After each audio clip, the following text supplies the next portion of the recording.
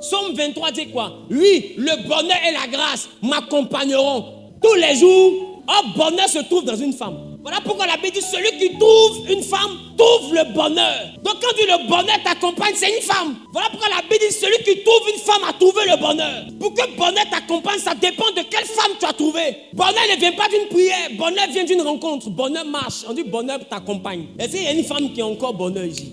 Mon dos. Mais c'est quand tu veux introduire ta clé USB. C'est là que tu vas te rendre compte de ce que tu as téléchargé. Tu voulais écouter Zouk, ça sort reggae. Te voici, tu es fâché. Amen. C'est pourquoi j'ai envie de vous dire, quand vous êtes dans des élans de croissance, ou vous êtes dans une période où vous sentez que vous montez, faites attention aux personnes avec qui vous allez. Et j'ai envie de dire, tout ce qui est prospérité est rattaché à l'âme. Tout ce qui est âme est rattaché au désir. Dès l'instant que l'âme est dans une saison de vibration positive, l'âme commence à émettre des ondes qui attirent le sexe opposé. À chaque fois que tu vois que tu es dans une saison où toutes les grosses voitures commencent à garer, cours, c'est qu'il y a quelque chose que ton âme a commencé à émettre comme signaux. Il y a des signaux que ton âme a commencé à émettre. Ce sont des signaux de gloire. Gloire attire le sexe opposé. C'est pourquoi vous allez remarquer, pour ceux qui ont l'esprit de mari de nuit, quand il y a de grandes opportunités, il apparaît. Quand tu dois signer quelque chose de grand, s'il y a une femme dans ta vie, elle apparaît. Et après, tu vois que ce que tu devais faire s'annule, ou bien se gâte, ou bien ça se passe plus bien. Parce que tout ce qui est gloire, qui descend, peut être volé par la pulsion sexuelle. Ou tu arrives dans une période où tu dis, il y a envie d'aller. Tu prends ton téléphone comme ça. Qui peut appeler? Il pleut. Qui peut appeler? À chaque fois que ce genre d'atmosphère descend sur ta vie, comprends que tu es dans une saison, quelque chose de bon doit se produire. Je te promets. Et quand tu es dans une telle saison, des fois les go, tu as tapé poteau hier, c'est facile. Tu crois que tu es devenu trop beau. Tôt, la go qui est loupée la dernière fois, il a couché. Mais dis, tu es dur, il a tué ça. Tu es un champion, mais dis. Mon ami, elle-même là, si tu lui demandes pourquoi elle s'est couchée, elle ne sait pas. Elle ne s'est pas couchée, tu as trop attendu. Hein. Elle s'est couchée, il y a une énergie qui l'attire. Tout à l'heure, on va aller sur la dimension des collectionneurs de grâce. Tu vas comprendre pourquoi elle se couche.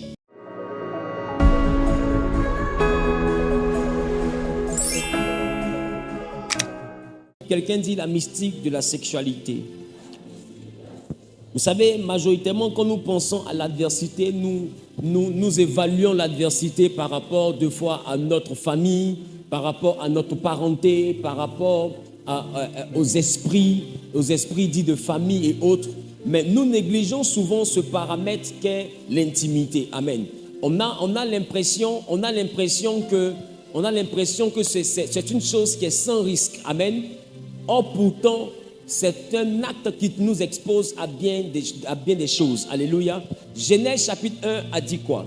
Genèse chapitre 1, le verset 26.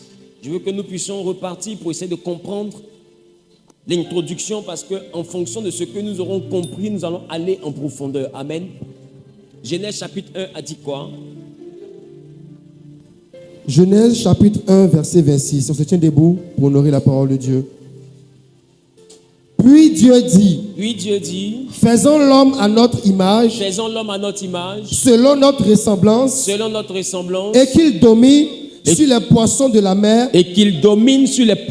la mer, sur les oiseaux du ciel, sur le bétail, sur toute la terre, et sur tous les reptiles qui rampent sur la terre. Dieu créa l'homme à son image. Il le créa à l'image de Dieu. Il créa l'homme et la femme. Alléluia. Il créa l'homme et la femme. On peut se rasseoir. Donc, bien aimé, on ne peut pas comprendre quelque chose si on ne va pas à l'origine de cette chose. Alléluia. Ici, la Bible dit que l'Éternel va créer les choses en 5 jours.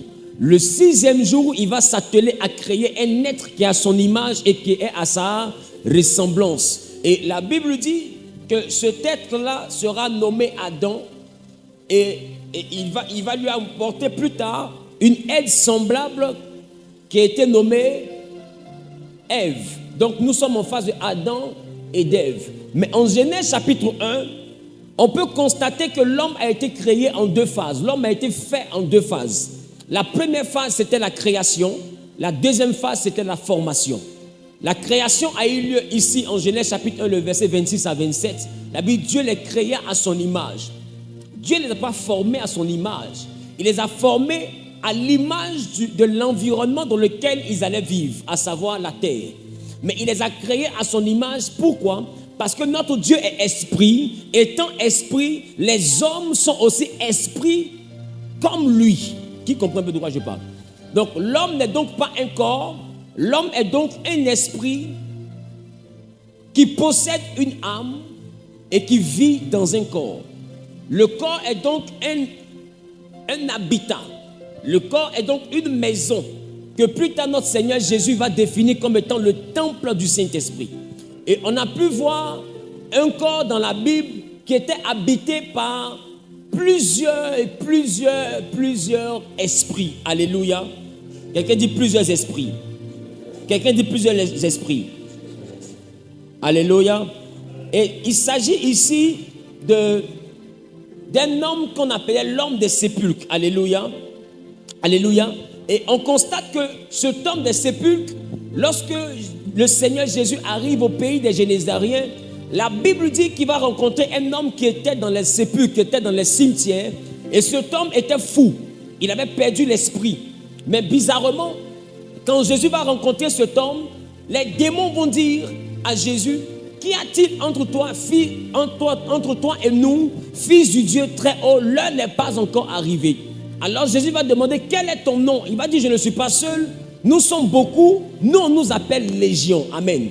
Donc quand on parle de légion, on parle facilement d'une troupe de personnes qui environnent 5000 à 6000 individus.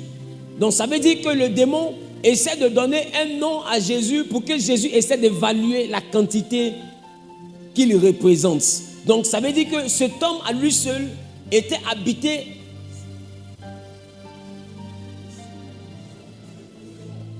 par au moins 5000 voire 6000 démons. Donc ça veut dire que s'ils sont 6000, c'est que dans le corps là ils étaient 6001. Qui comprend ce qu'il dit? Si c'est 6000 démons, c'est dans le corps ils étaient combien? 6001. Un là c'est qui? C'est lui-même, propriétaire de corps là. Lui-même ils l'ont poussé dans son propre corps. Écoutez, si dans le corps, toi tu représentes une seule entité, et il y a un autre groupe qui représente 5000 ou 6000 personnes, mais normalement qui domine le corps? Mais est-ce que la folie de ce monsieur-là, est-ce que c'est surprenant? Imagine 6000 personnes qui parlent dans ta tête. Qui comprend un peu? La folie de ce monsieur n'est pas surprenante. Les autres qui ont un démon, deux démons, c'est les deux démons qui parlent. Mais 6000 personnes qui te parlent dans ta tête, forcément folie va t'attraper. Qui me comprend un peu? Donc, le corps est donc un habitat. Et allons sur la base du corps qui est un habitat, nous comprenons que l'homme que Dieu a créé ne meurt pas. Mais l'homme que Dieu a formé meurt.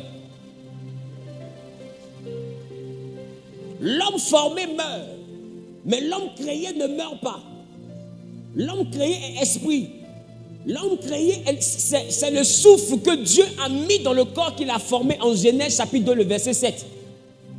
Maintenant, au 6e jour, Dieu n'a pas créé seulement Adam et Ève. Dieu a créé tous ceux qui sont du genre masculin et du genre féminin. Donc ça veut dire que tous les êtres humains ont été créés le même jour. Mais les êtres humains n'ont pas été formés le même jour. Dieu a pris sur lui de former les premiers êtres, c'est-à-dire Adam et Ève. Maintenant, Dieu va donner la responsabilité aux hommes de former les autres hommes qui n'ont pas encore de nefesh, qui n'ont pas encore de corps, mais qui sont des esprits. Voilà pourquoi Dieu pouvait dire à Jérémie: avant que je ne t'eusse formé dans le ventre de ta mère, je te connaissais. Avant que tu ne fusses sorti de son sein, je t'avais consacré prophète. C'est pour dire qu'avant d'avoir un corps, Dieu nous connaît. Il nous connaît comment? Si nous n'avons pas de corps, c'est qu'il nous connaît dans notre dimension esprit. Donc nous sommes d'abord des esprits. Et c'est parce que nous sommes d'abord des esprits qu'on peut regarder quelqu'un et lui dire: toi tu auras 2 enfants. Mais pourquoi on voit les 2 enfants? Qui comprend de quoi je parle? Est-ce qu'il y a des naissances qui sont annoncées? Donc si quelque chose est annoncé, c'est que cette chose est vécue avant d'exister. Qui me comprend? Donc nous sommes dans une dimension où Dieu va créer Adam et Ève. Mais en Genèse le chapitre 4, le verset 1er, la Bible dit, Genèse chapitre 4, le verset 1er, la Bible dit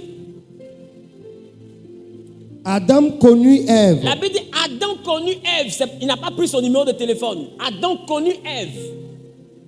Ça veut dire quoi concrètement? Ça veut dire Adam connut Ève. Voilà.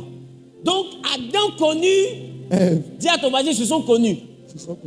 Parce que je ne veux pas comprendre que des gens qui marchent ensemble depuis Genèse chapitre 2, en plus me dire que c'est en Genèse chapitre 4 qu'ils se sont connus. Qui me comprend un peu? Qui comprend de quoi je parle? Yes. Genèse chapitre 2, ils ont créé Ève. Il y a chapitre 3. C'est pas le chapitre 3 qu'elle a donné fruit à Adam. Quelqu'un, tu ne la connais pas, mais tu manges le fruit. Donc ici, on ne parle pas de connaître en disant bonjour, je m'appelle Wilfried et toi. Ici, il s'agit de ça. Yes.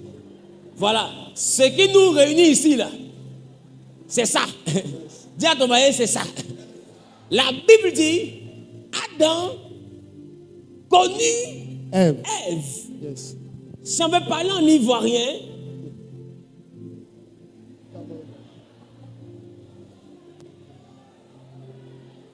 hein? Adam a besoin Ève. Yes. Ça va. Voilà. La Bible dit après le pétrueli, Ève tomba enceinte. Et enfanta Caïn. Tu sais pour que Ivoirien te comprenne, il faut parler en ivoirien. Elle enfanta Caïn. Et qu'est-ce que Ève dit après? Et elle dit, j'ai formé un homme avec l'aide de l'Éternel. Avec l'aide de l'Éternel.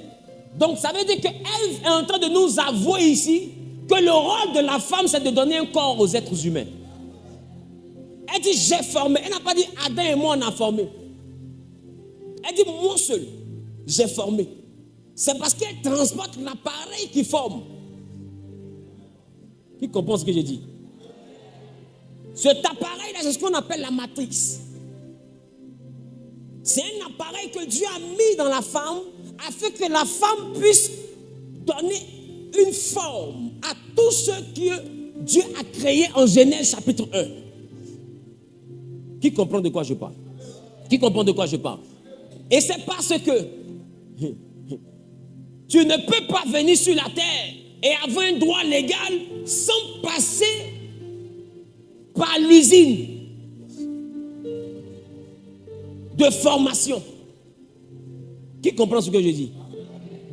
Ceux qui ne sont pas passés par l'usine s'appellent Adam et Ève. Mais à partir d'Adam et Ève, tous ceux qui doivent venir sur la terre doivent passer par l'usine. C'est pourquoi on a dit à Jésus, Pilate a dit à Jésus, tu es venu sur la terre. Il dit, tu es venu. Jésus dit, non. Non. Je ne suis pas venu. Je suis né. Et puis je suis venu.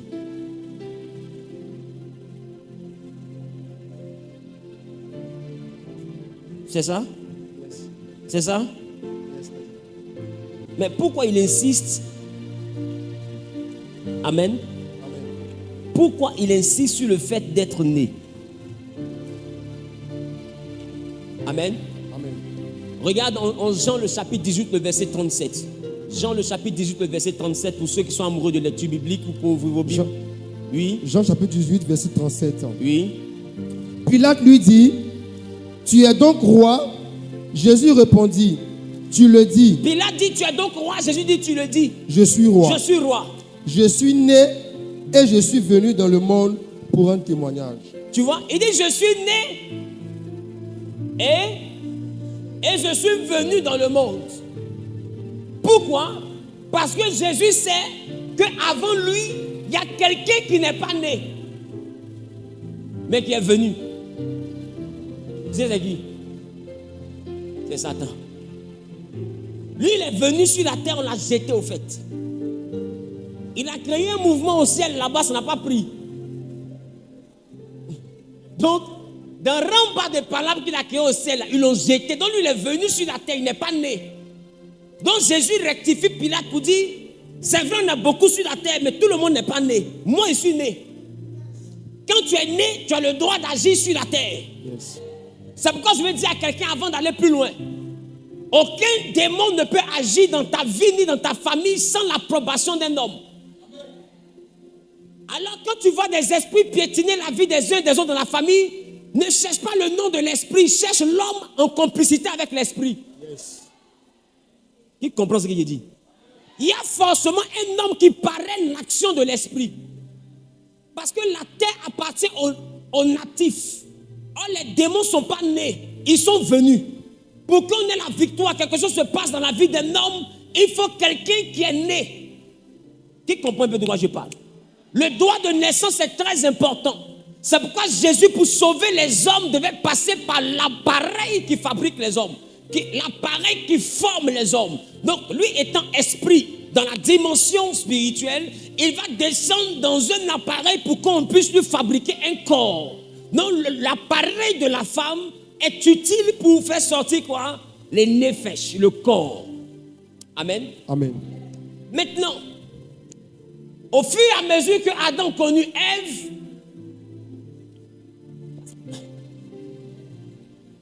parce que le premier jour Adam connut Ève, Caïn est né. Le deuxième jour, on dit pas encore, il connut encore Ève. Abel. Abel est né. Frère. Ève aussi, c'est une go un peu particulière, on ne la touche pas. Donc, toucher 2 fois, 2 bébés.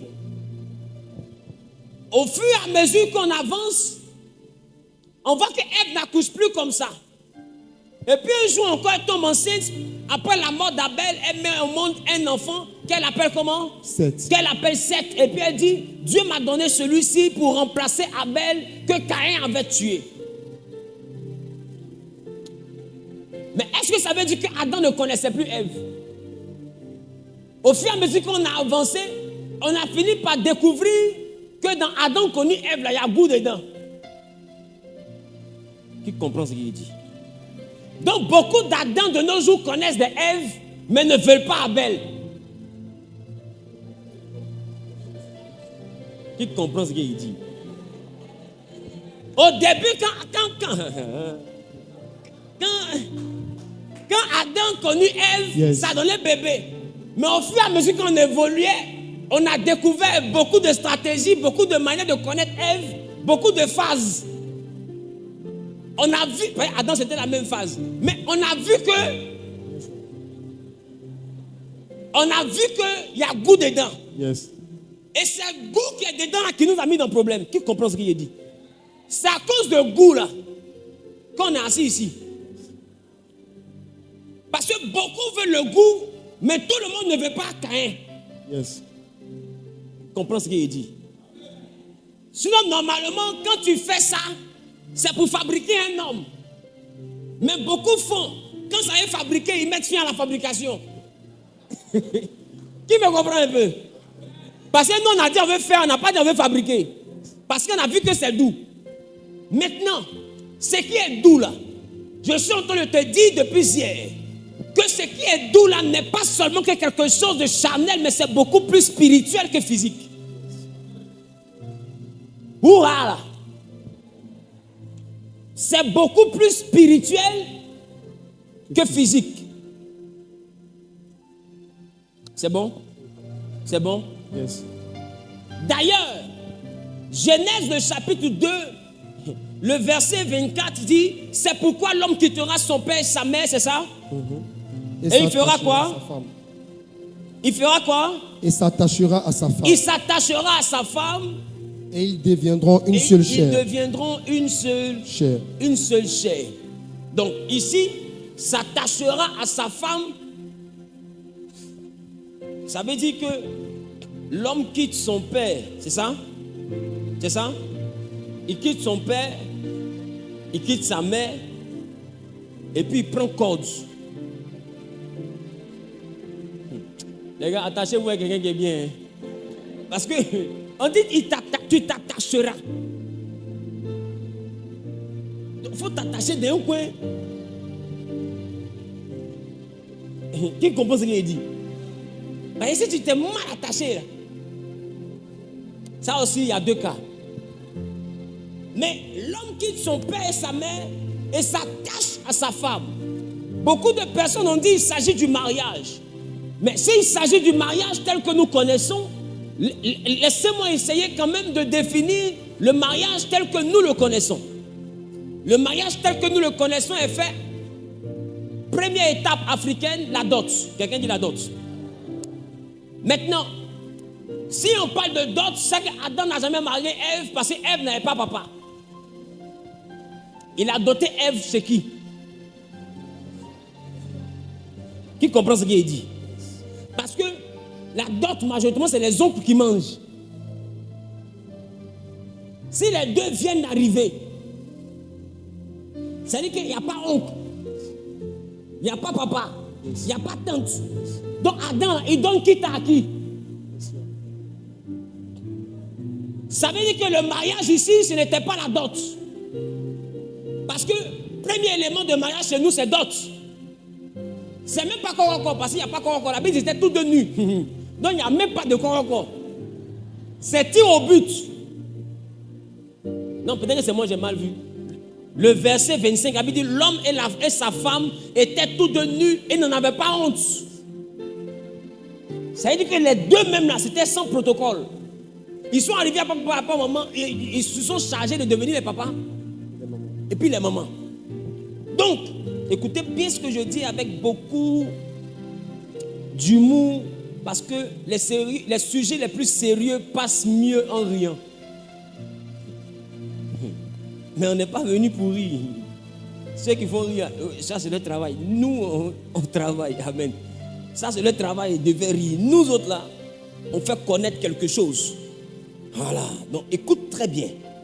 En riant, c'est pour détendre l'atmosphère parce que le sujet est trop sérieux. Il ne faut pas que ça donne l'impression qu'on est dans un film d'horreur. Amen. Parce que quand je vais commencer à rentrer dans des choses tout à l'heure, vous allez bien comprendre pourquoi il dit il faut qu'on rie un peu, sinon c'est pas bon. Donc ris un peu avec ton voisin, ris. Voilà. C'est bien comme ça, tu es joli comme ça. Donc, Adam et Ève étaient nus, ils n'en avaient pas honte. Ça veut dire que si nous avons le mariage tel que nous le définissons, il s'agit d'abord de faire quoi? Première étape, c'est ça? Après, dot. Cette version est annulée, pourquoi? Parce qu'il n'y a pas papa, il n'y a pas maman, donc il n'y a pas dot. Deuxième chose du mariage que nous faisons, c'est quoi? La mairie. Bon, Adam et Ève viennent d'arriver. Est-ce que ça te coupe existe? Est-ce que le pouvoir existe? C'est qu'il n'y a pas encore pour vous. Ça veut dire qu'ils ne sont pas partis à la mairie. Bon, s'ils ne sont pas partis à la mairie, qu'ils n'ont pas fait de dot, ils se sont mariés comment?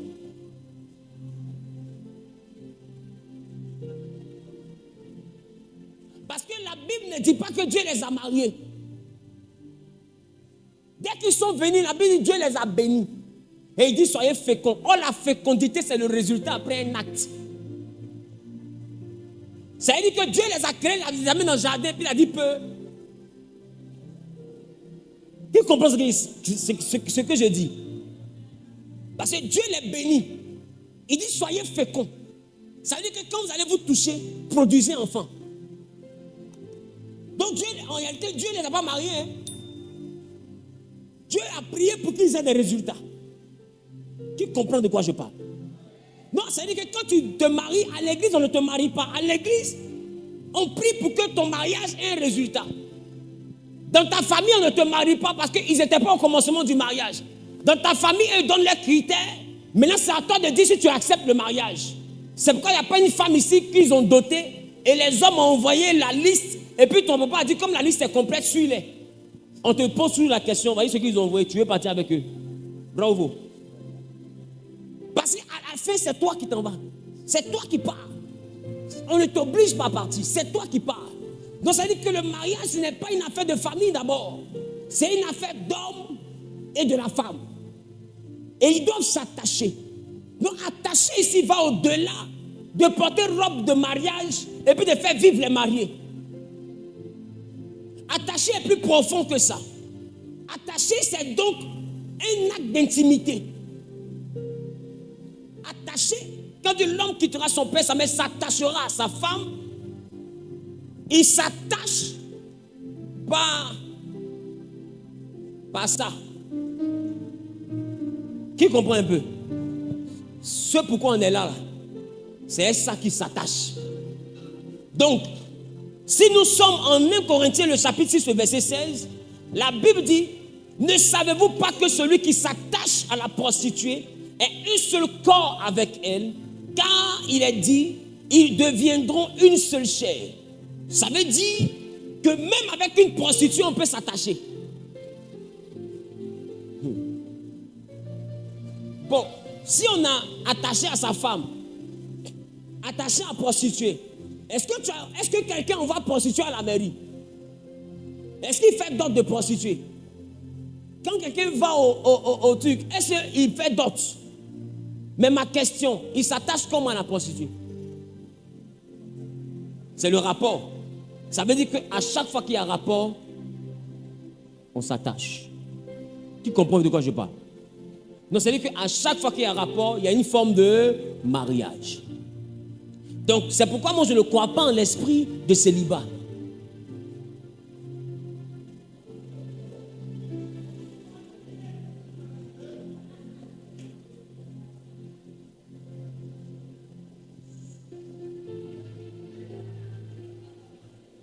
Si tu as bien compris la définition que je viens de donner, moi, je ne crois plus en l'esprit de célibat. Mais je crois plutôt en l'esprit de la polygamie. Parce que ça veut dire qu'à chaque fois que tu as fait un MP quelque part, tu t'es attaché. Ça veut dire que chaque rapport était un mariage. Maintenant, ma question, comme tu as déjà un cahier puis un bic, est-ce qu'on peut essayer de compter rapidement le nombre de mariages?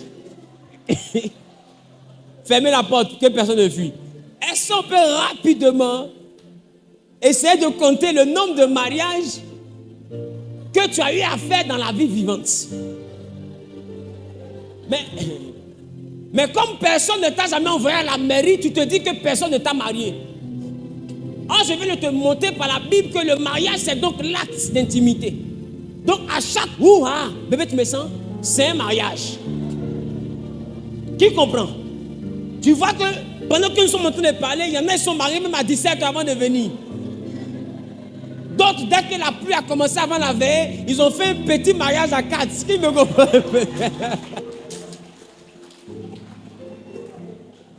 Eh Dieu! Est-ce qu'on va s'en sortir?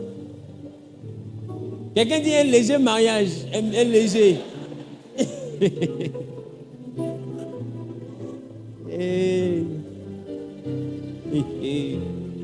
Donc vous voyez qu'il y a beaucoup de mariages qui arrivent sans dot. Un peu comme les mariages d'Adam et Ève. Beaucoup se sont mariés mais n'ont pas payé de dot. Ils se croisent dans la ville là-bas, ils font un mariage chap-chap. Qui me comprend un peu?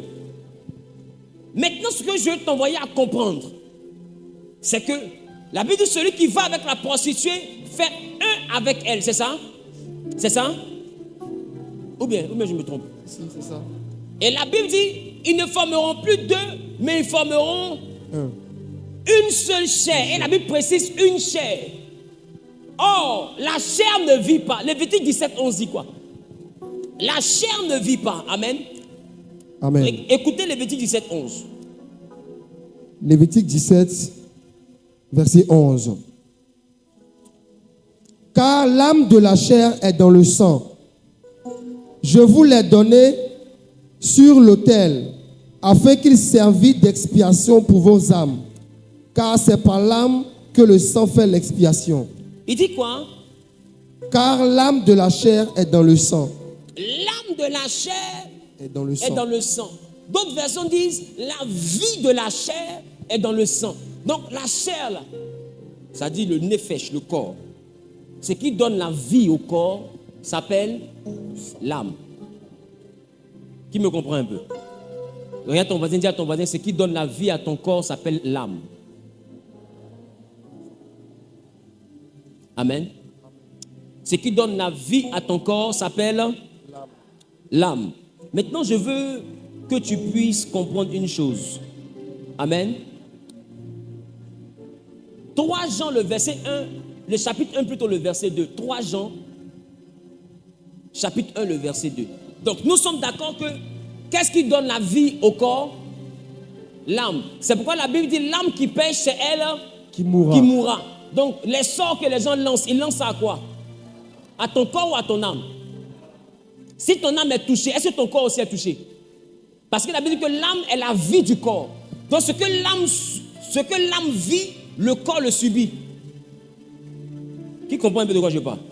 Et c'est pourquoi tu peux te retrouver endormi. Dans le rêve, tu te bats, c'est avec l'âme. Et quand tu te bats en rêve, il peut arriver qu'on te tape là-bas. Quand tu te réveilles, le corps à la trace. Qui a vécu ça? Quand tu te réveilles, le corps à la trace. Pourquoi? Ce n'est pas ton corps qu'on a tapé, peut-être ton corps est couché dans ton studio.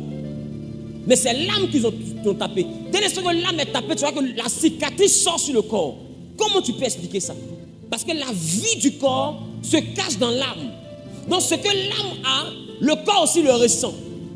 Donc, 3 Jean, le chapitre 1, le verset 2 nous dit quoi? Bien-aimé, je souhaite que tu prospères à tous égards, oui, et sois en bonne santé, comme prospère l'état de ton âme. Donc les maladies viennent de l'état de ton âme. Il dit sois en bonne santé comme prospère l'état de ton âme. Non, les maladies viennent de l'état de ton âme. Qui comprend de quoi je parle? Les maladies viennent de l'état de ton âme. Mais encore plus grave, la prospérité à tous égards ne vient pas de ta prière. Ce n'est pas parce que tu pries et que tu prends huile d'onction pour verser sur ta tête que tu prospères. Tu prospères parce que ton âme est en bon état. La Bible dit, sois prospère à tous égards, comme prospère l'état de ton âme. C'est-à-dire que si ton âme est en mauvais état, tu ne prospères pas. Autrement dit, la prospérité est une dimension qui est liée à l'âme. C'est ça? C'est ça? Maintenant, écoutez là où ça devient chic. La prospérité à tous égards. Tous égards veut dire dans tous les domaines. Réussir dans tous les domaines dépend de ton âme. Non, la grâce qui te fait réussir dans tous les domaines est dans quoi? Ce qui te fait prospérer, ce qui te rend grand dans la vie est dans quoi? Est dans l'âme. Maintenant, l'Évêque dit que la vie de la chair est où? Est dans le sang. Autrement dit aussi est dans l'âme. Donc l'âme a la vie de la chair, mais l'âme aussi a la prospérité de l'individu. Qui comprend? L'âme a la prospérité de l'individu, l'âme aussi a la longévité de l'individu. Parce que si ton âme est tuée, ton corps ne peut pas rester. Ton corps va suivre. C'est pourquoi il y a des gens qui sont clairvoyants, qui peuvent voir un jeune homme qui est bien portant, bien monsieur qui est bien portant, et puis dire, oh lui là, il est déjà mort. Cadavre était témoignage de scène. Il est déjà mort. Et puis effectivement, une semaine, 2 semaines, 1 mois après, la personne meurt. D'autres me disent, c'est son floco qui est là.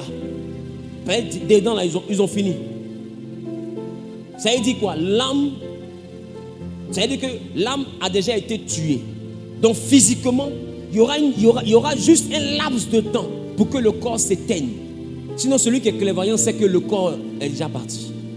Ça là, c'est un cadavre qui est là. Pourquoi? Parce que l'âme ne vit plus à l'intérieur. Qui comprend de quoi je parle? Donc, la prospérité est aussi liée à l'âme.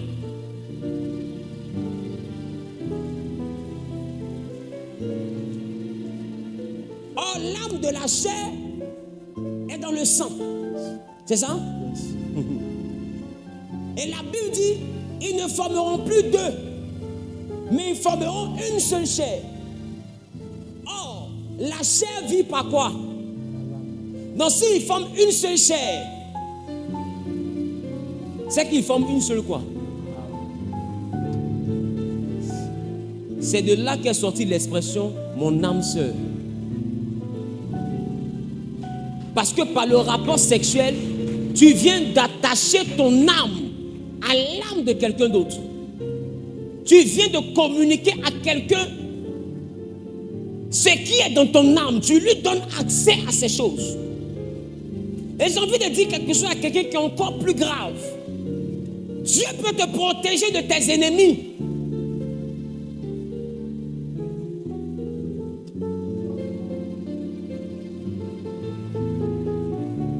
Mais ce que je te dis est plus grave que l'ennemi. On dit vous ne formez plus 2. Vous formez 1. L'ange de l'Éternel campe autour de ceux qui craignent Dieu pour les arracher du danger. Mais on n'a jamais dit l'ange de l'Éternel campe en ceux qui craignent Dieu. L'ange campe autour de toi. L'ange ne campe pas en toi. Ah, la personne avec qui tu fais une seule chair, une seule âme n'est pas autour. La personne est en toi. Yes. Donc ça veut dire que tu viens de faire passer le périmètre de sécurité à quelqu'un. Quand tu pries pour que Dieu te protège par la sexualité, tu donnes accès à un individu au périmètre non sécurisé.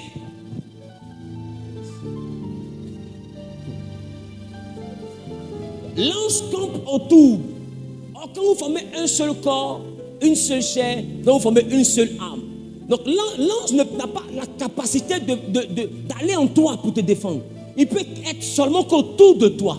Donc, il peut te protéger de ton oncle, de ta tante, de tes frères, de tes amis, mais pas te protéger de toi-même. Or, ton mari n'est pas ton frère. Ton mari, c'est toi-même. Yes. Donc, vous pouvez prier. L'armée de Dieu peut être autour de vous. Mais le rapport sexuel vous expose à quelque chose que l'armée ne peut pas intervenir. Yes.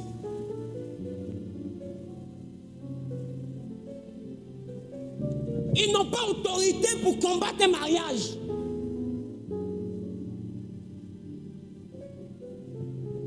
Jésus dit, si quelqu'un veut répudier sa femme, qu'il décrive une lettre de divorce. C'est ce que Moïse avait dit. Donc, les anges n'ont pas la capacité de venir attaquer quelqu'un qui est en toi s'ils n'ont pas un courrier. Okay.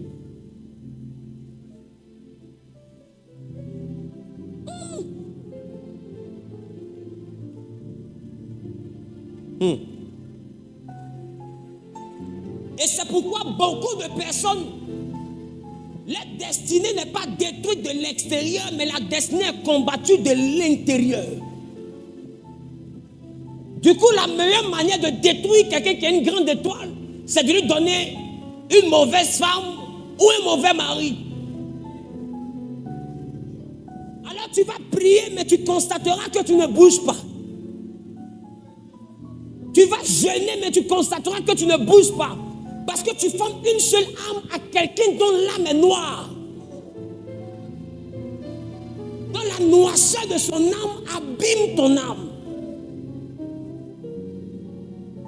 Ça, c'est un cas de figure. C'est pourquoi avant de marier quelqu'un, il faut consulter Dieu. Parce que Dieu peut sonder l'état de l'âme pour te dire qui est en face de toi. Il y a des gens qui ont marié, mais ils ont marié des sorcières. Il n'est pas parti devant, il n'est pas parti derrière. Pourquoi? Parce que celle qui l'a mariée, là, s'envole.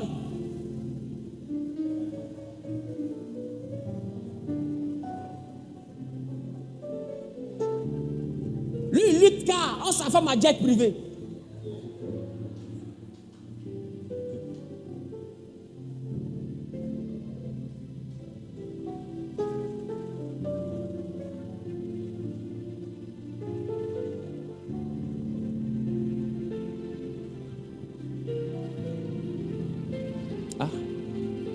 Quelqu'un dit, Et la Bible dit une chose. En 1 Corinthiens chapitre 7, le verset 4.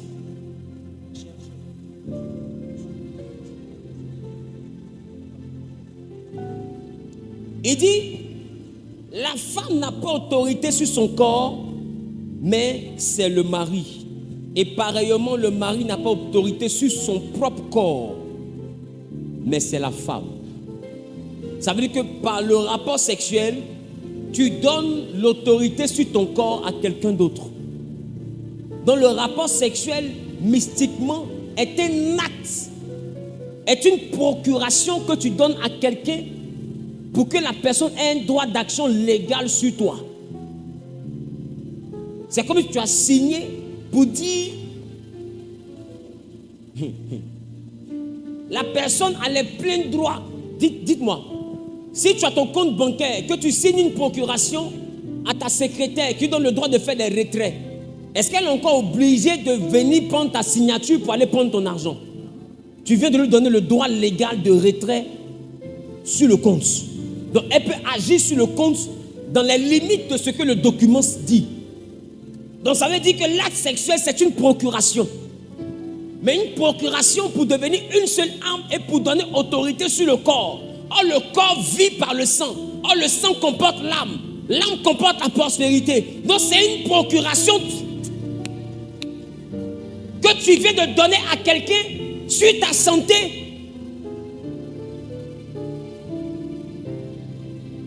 Si ce n'est pas une procuration sur la santé, pourquoi c'est en couchant avec une femme que tu tombes malade?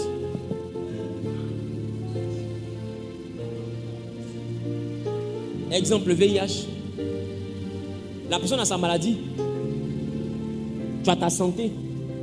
Mais dès l'instant où vous allez ensemble, est-ce que le VIH demande encore ton autorisation pour quitter là-bas pour venir ici? Parce que l'acte sexuel, c'est comme si tu viens de signer un document qui lui donne le droit de passer de là-bas à ici.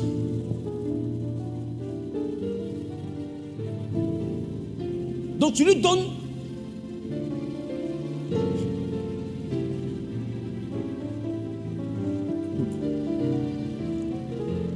la capacité même de recevoir la maladie. Et je vais aller même encore plus loin. Dis-moi, quand toi tu vois clair et que dans la famille de ton mari, tout le monde porte loupe, quand tu mets un enfant au monde, est-ce qu'il n'arrive pas que l'enfant porte loupe? Loupe là, elle quitté où?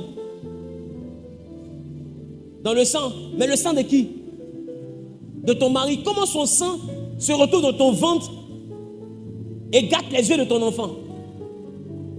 Tu ne comprends pas que le rapport sexuel, c'est deux sangs qui s'entremêlent. C'est deux sangs qui s'entremêlent. Et quand les sangs s'entremêlent, ils s'entremêlent même avec les maladies héréditaires. Or, ce que tu dois comprendre, les malédictions ne sont pas ailleurs que dans le sang.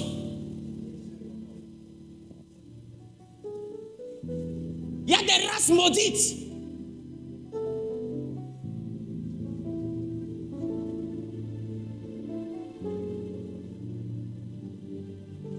Exemple dans la Bible, Moab et Ben-Amin. Les fils qu'ont donné, qu'ont mis au monde les filles de Lot. Voici des filles, des nièces, on peut Abidjan ici on dit ce sont tes petites filles. Parce que Lot est le neveu, donc c'est le fils d'Abraham. Les enfants de ton fils, ce sont tes petits enfants. Donc Lot, le neveu d'Abraham, avec deux filles. Ces filles lui ont donné à boire parce que les mamans étaient changées en statut de sel. Comme papa n'a pas de garçon, saoulons le vieux, couchons avec lui. Pour donner des garçons à notre papa. Et elles sont tombées enceintes. Une a mis un enfant qu'elle a appelé Ben-Amin au monde. L'autre a mis un enfant qu'elle a appelé Moab au monde. C'est de Moab qu'est sorti les Moabites. Et c'est des Moabites qu'ont sorti Ruth la Moabite. Et Dieu a dit au temps de Moïse que Moab et Ben-Amin ne doivent pas être retrouvés dans l'assemblée de Dieu jusqu'à la 10e génération et même à perpétuité. Pourquoi? Parce que c'était une race marquée d'une malédiction. Il y a des races que Dieu a marquées d'une malédiction. Voilà pourquoi Dieu même a demandé à son peuple de ne pas marier les peuples étrangers. Parce que la majeure partie des peuples étrangers étaient les Cananéens. Mais les Cananéens, en réalité, c'était les fils de Canaan, l'enfant, le petit-fils de Noé, dont le père était Cam et avait été maudit. Donc les Cananéens étaient un peuple maudit. Donc Dieu a demandé à Abraham de ne pas prendre ses descendants pour marier les Cananéens parce que Canaan, depuis Noé, est maudit. Il y a des gens qui sont maudits qu'on ne marie pas. Tu vas avec eux, tout se ferme chez toi. Il y a des gens qui Dieu est en conflit. Si tu ne sais pas, c'est écrit dans la Bible, il y a des gens que Dieu déteste. La Bible, selon qu'il est écrit, j'ai aimé Jacob et j'ai haï Ésaü. Dieu a haï un homme, il s'appelait Ésaü. Est-ce que je parle à quelqu'un?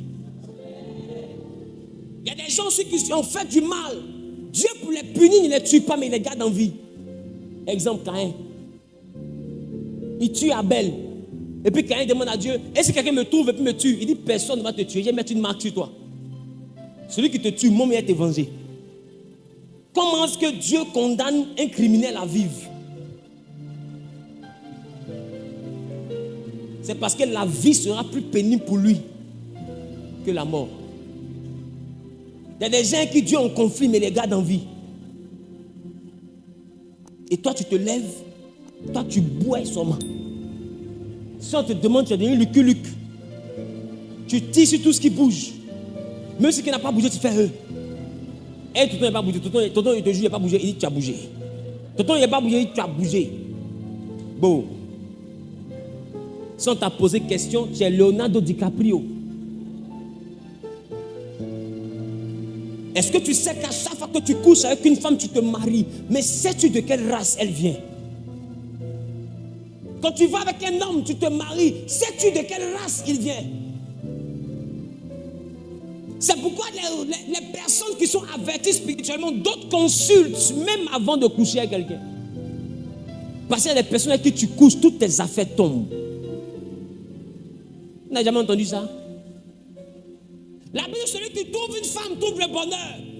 Parce que la femme a en elle quelque chose qu'on appelle bonheur. Mais il y a des femmes qui ne transportent plus bonheur. Elles ont laissé bonheur quelque part. Elles se transportent elles-mêmes. Bonheur est fini sur elles. Une de qui est cassée, tu vas pleurer. On va utiliser tout à l'heure. Amen. Regarde ton voisin, dit, celle avec qui tu marches là, est-ce qu'elle transporte bonheur?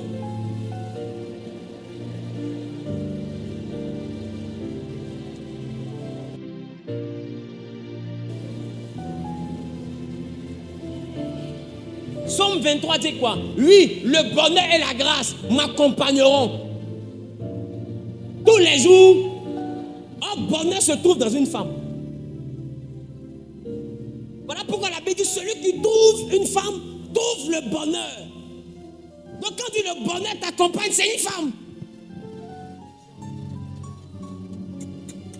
Voilà pourquoi la Bible dit celui qui trouve une femme a trouvé le bonheur. Pour que le bonheur t'accompagne, ça dépend de quelle femme tu as trouvé. Bonheur ne vient pas d'une prière, bonheur vient d'une rencontre. Bonheur marche, on dit bonheur t'accompagne.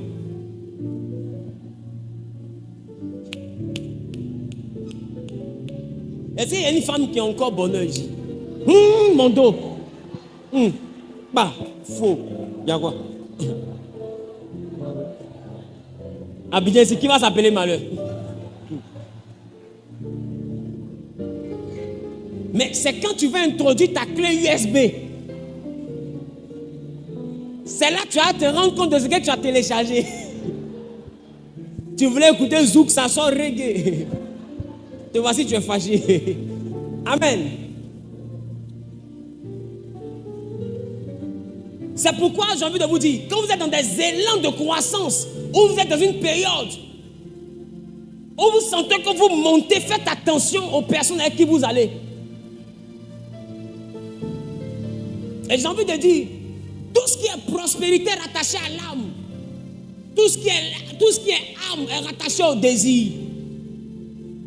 Dès l'instant que l'âme est dans une saison de vibration positive, l'âme commence à émettre des ondes qui attirent le sexe opposé.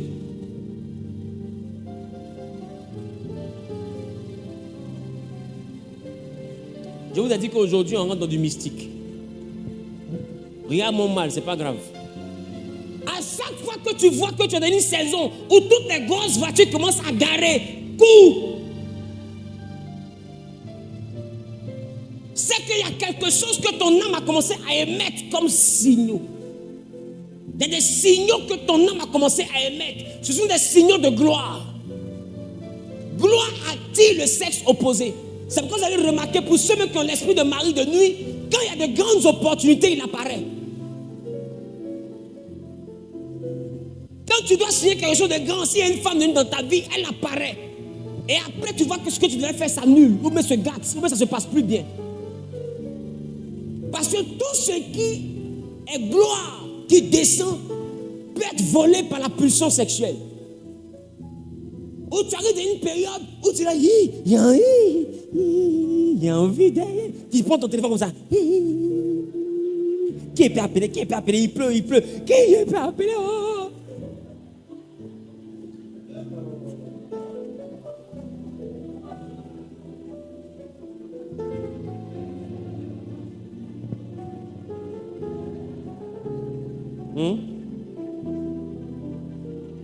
Oh, mais c'est pas comme ça.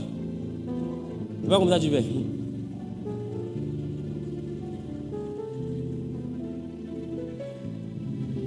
À chaque fois que ce genre d'atmosphère descend sur ta vie, comprends que tu es dans une saison, quelque chose de bon doit se produire. Je te promets. Je te promets. Et quand tu es dans une telle saison, des fois les go tu as tapé pour toi hier, c'est facile. Tu crois que tu es devenu trop beau.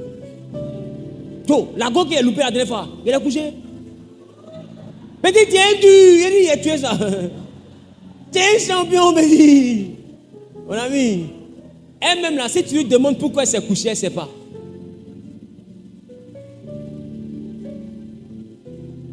Elle ne s'est pas couchée, peut-être tu as trop attendu. Hein. Elle s'est couchée, il y a une énergie qui l'attire. Tout à l'heure, on va aller sur la dimension des collectionneurs de grâce. Tu vas comprendre pourquoi elle se couche. Des fois, elle se couche sans savoir pourquoi elle se couche.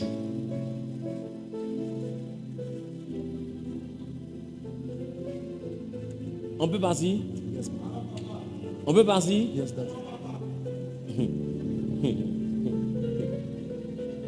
On ne pleure pas, hein? Regarde ton voisin, dis voisin, on ne pleure pas. Oh.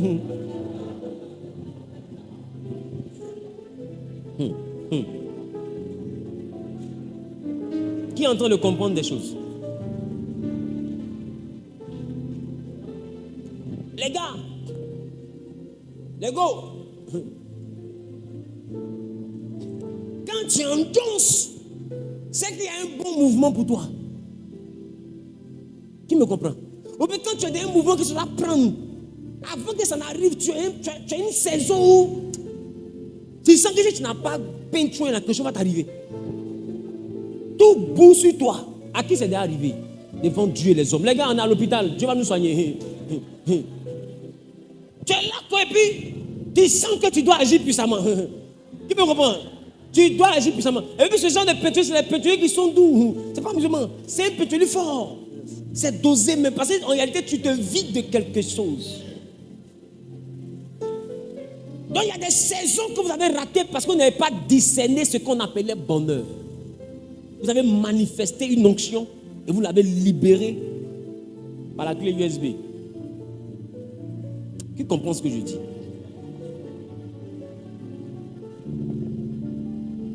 Proverbe dit quoi? Proverbe chapitre 5. Proverbe 5, versets 8 à 9.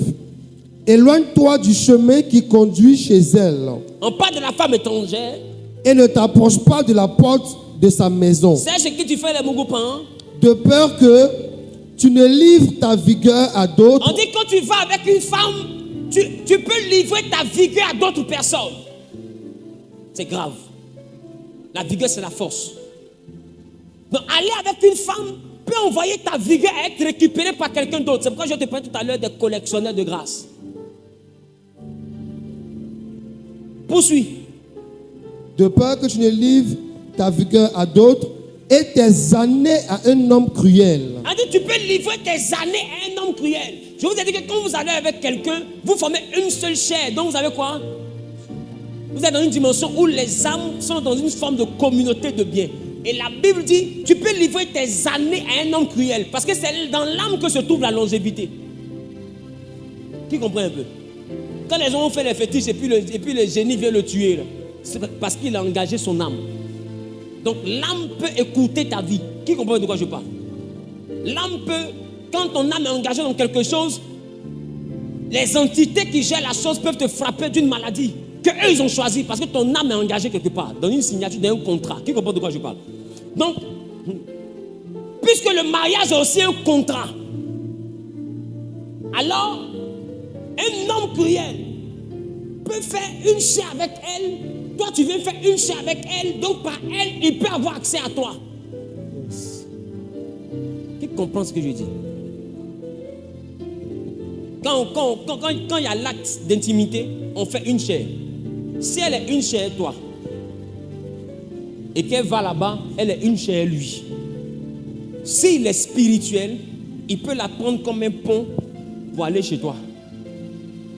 Parce qu'elle devient un trait d'union entre ton âme et lui, son âme. Or, dans ton âme, il y a des années de vie. La Bible dit, de peur que quoi? Que tu ne livres tes années à un homme cruel. Sugar Daddy, il est vieux. Et puis il aime les petites filles. Elle dit, le vieux, il est vicieux. Il me donne tout ce que je veux. Mais regarde qu'après, il se rafraîchit. Parce que d'autres mystiques ont compris que dans la sexualité, ils peuvent gagner des années.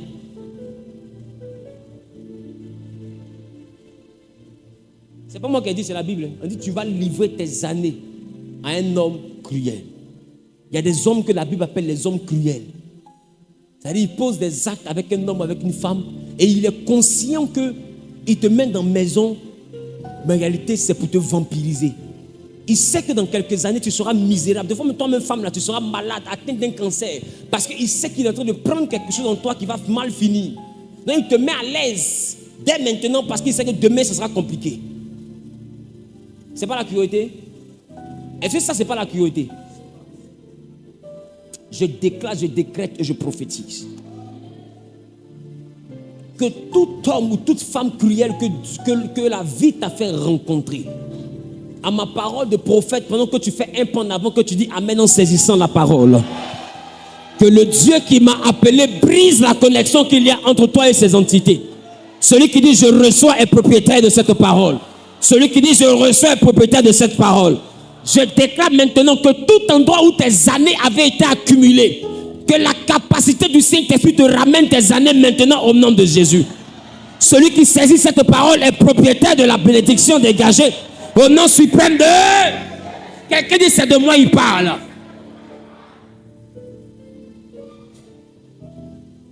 La Bible te peur que tu ne livres tes années à un homme cruel.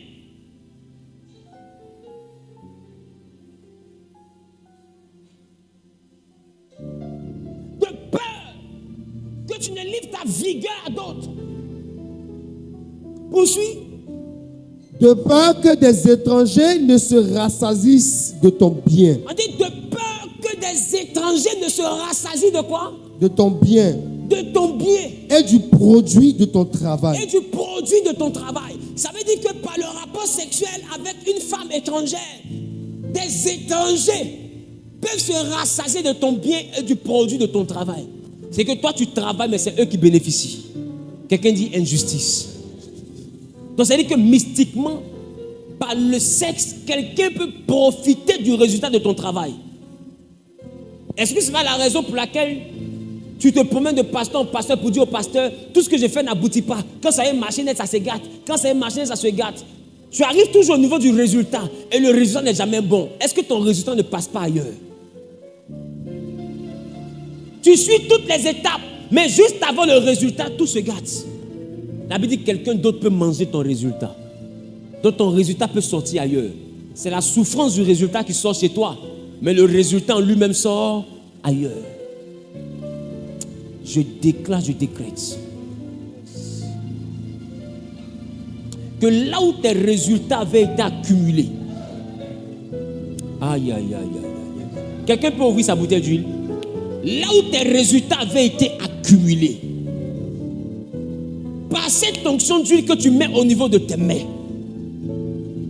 par cette onction d'huile que tu poses au niveau de tes mains, là où tes résultats avaient été accumulés, tu travailles mais tu ne bénéficies pas du produit de ton travail. Tu ne bénéficies pas du fruit de tes efforts. Et tu ne sais pas où le résultat passe. Et tu as l'impression que tu tournes en rond. Je déclare, je décrète et je prophétise que la main que tu es en train de lever vers le ciel, que ce soit une main fertile à partir d'aujourd'hui et que tu commences à bénéficier du produit de ton travail, du résultat de ton travail. Tu travailleras, tu mangeras, tu seras rassasié du produit de ton travail. Celui qui dit amen bien en faisant un pas en avant. Ah, que la main qui lève vers le ciel soit la main d'un homme que Dieu rend prospère. Au nom suprême de Jésus.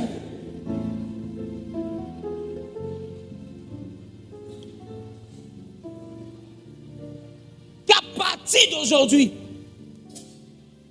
que là où tes résultats avaient été stockés depuis des années, que l'Éternel maintenant débute la restitution divine.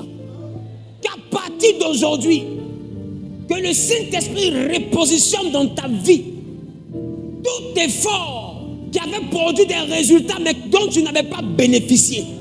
Que ces résultats réapparaissent dans ta vie. Que ces résultats réapparaissent dans ta vie. Que ces résultats réapparaissent dans ta vie. Quelqu'un dit Amen et reçoit la parole. Que ces résultats réapparaissent dans ta vie. Au nom suprême de... Je ne parle pas à tout le monde. Je parle à celui qui fait un pas en avant plus vite que son voisin. Que Dieu te transporte dans ta réelle dimension. Au nom suprême de...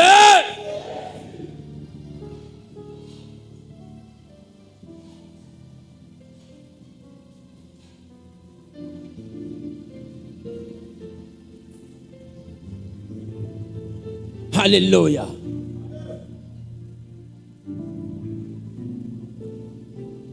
Bien-aimé.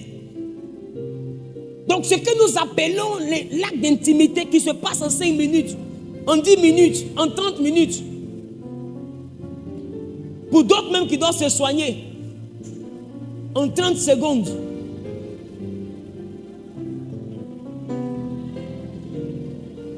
Tout ça, pour ça.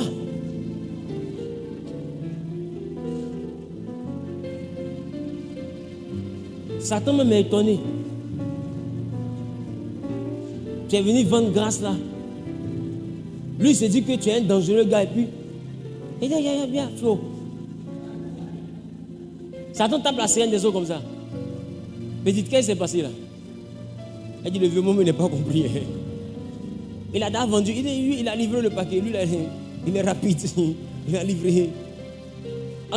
On a reçu toute la transaction. Oui, toute la transaction. En 3 secondes, là, cet homme-là, il est généreux. Tout ça. Tout ça. Donc des gens peuvent se rassasier du produit de ton travail. Poursuis. De peur que tu ne gémisses près de ta faim quand ta chair et ton corps se consumeront. Alléluia. Abdi, tu peux gémir près de ta faim quand ta chair et ton corps se consumeront. Amen. Amen. Dis à ton voisin, l'acte d'intimité engage ta responsabilité. Dis voisin, ce n'est donc pas qu'une simple partie de plaisir. Car cet acte engage ta réussite.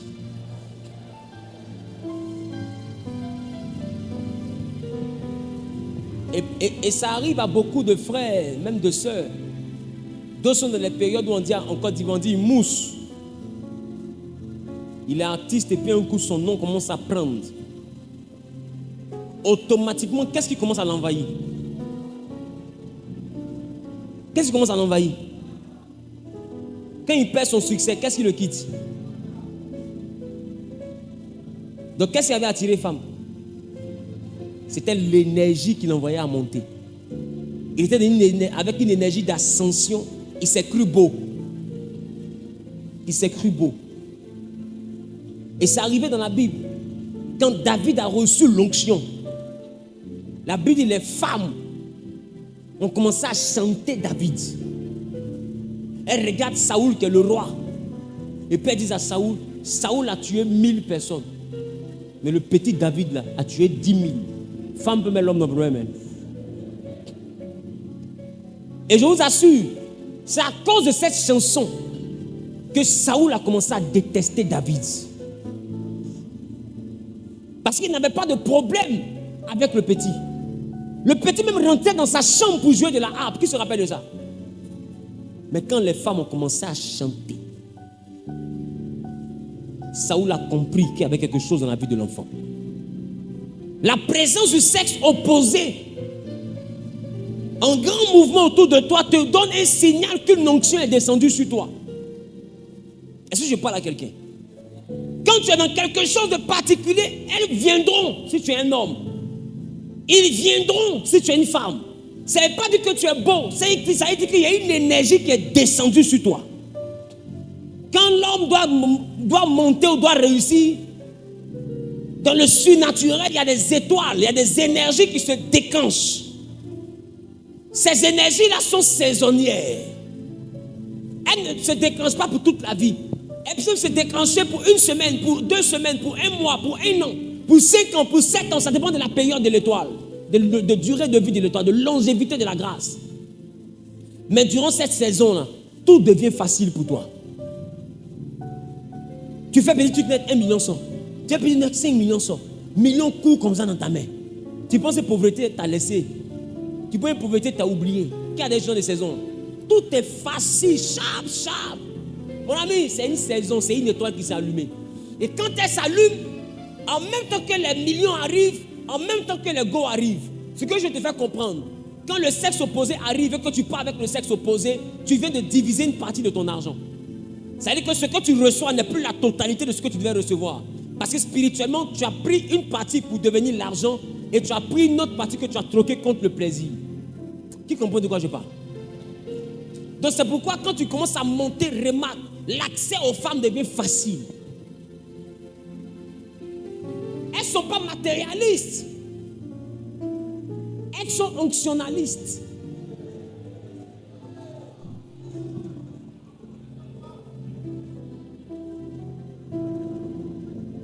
Parce qu'il y en a qui ont l'argent mais qui n'ont pas l'onction.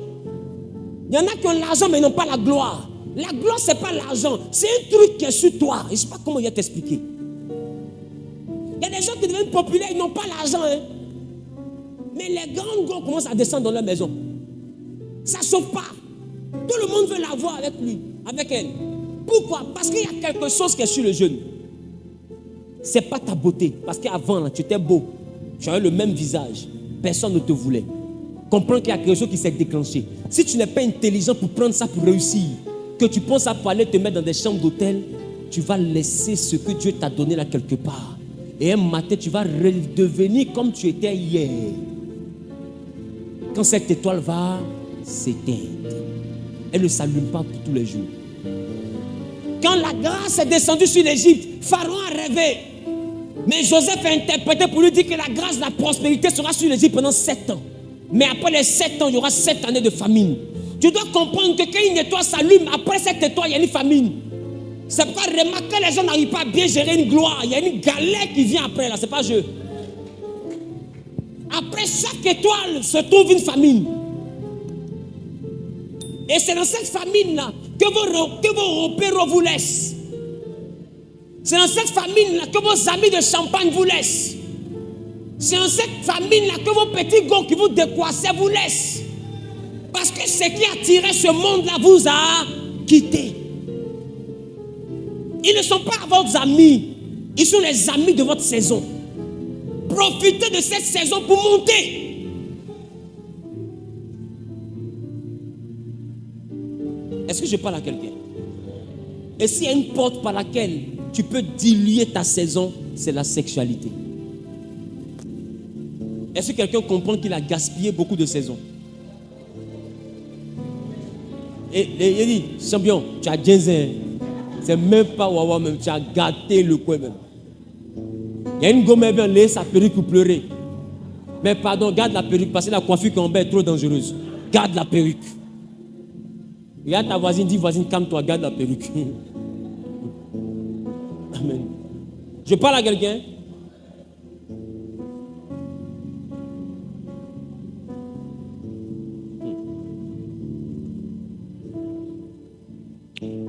Quelqu'un dit les collectionneurs d'étoiles. Vous savez,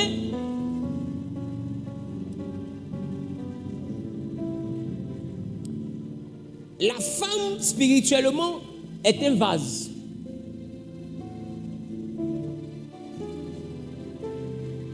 On peut aller, hein? On peut. Je sais que quelqu'un va dire, ce qu'il est en train de dire là, c'est écrit où? C'est quel verset biblique? Depuis il parle, il n'y a pas verset. Quand ta grand-mère a transformé ton cousin en poulet en sorcellerie, c'était dans quel verset? Dans quel verset il est écrit qu'on change l'homme en mouton? Le spirituel n'a pas besoin de ton verset pour exister. Je reprends.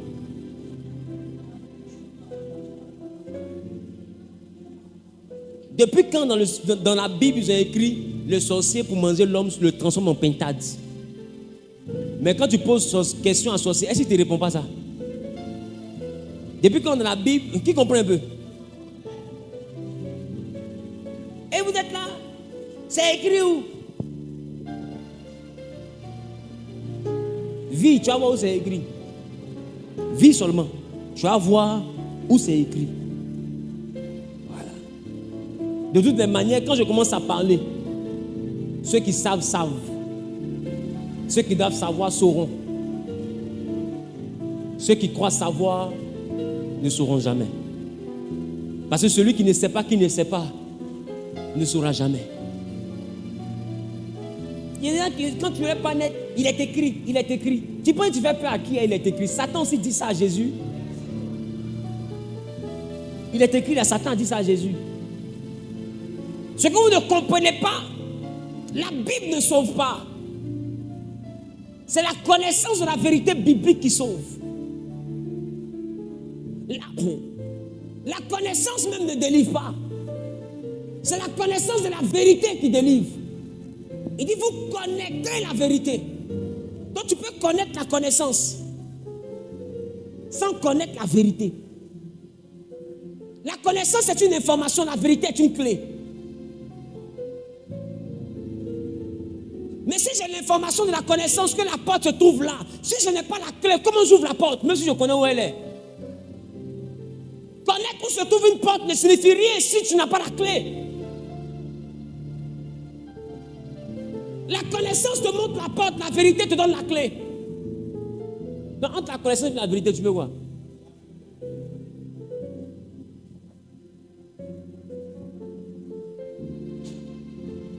Viens avec moi le collectionneur d'étoiles. Donc je disais, la femme, spirituellement parlant, est un peu comme ce panier. Est-ce que vous savez ce qui vient de se passer avec ce panier? Qui a mis une offrande ici? Considérons que chaque offrande que chacun a posée était un peu comme une étoile. La femme est comme ça. Tous ceux qui ont mis les offrandes, c'est comme s'ils viennent de déposer quoi? Une partie d'une étoile. C'est ça le rapport sexuel. Dans le rapport, quand les hommes vont vers une femme, ils déposent quelque chose en elle. Ce quelque chose est comme dans un panier. Cette femme peut avoir une double identité. Elle peut savoir ce que c'est que le monde spirituel, comme elle peut ne pas savoir ce que c'est que le monde spirituel. Donc quand elle ne sait pas ce que c'est que le monde spirituel, les étoiles qu'elle collectionne, qu'elle reçoit, elle ne les exploite pas, ils se stockent en elle. Est-ce que quelqu'un comprend ce que je dis? Elle ne les exploite pas, mais les étoiles se stockent en elle. Donc elle est là, mais elle est remplie de quoi? C'est-à-dire que chaque personne est venue se déposer en elle. C'est pourquoi vous allez remarquer que les plus hauts mystiques aiment beaucoup les prostituées. Il y en a même qui les marient. Écoute, ce n'est pas la Djandjou qui marie, c'est le dépôt qui marie.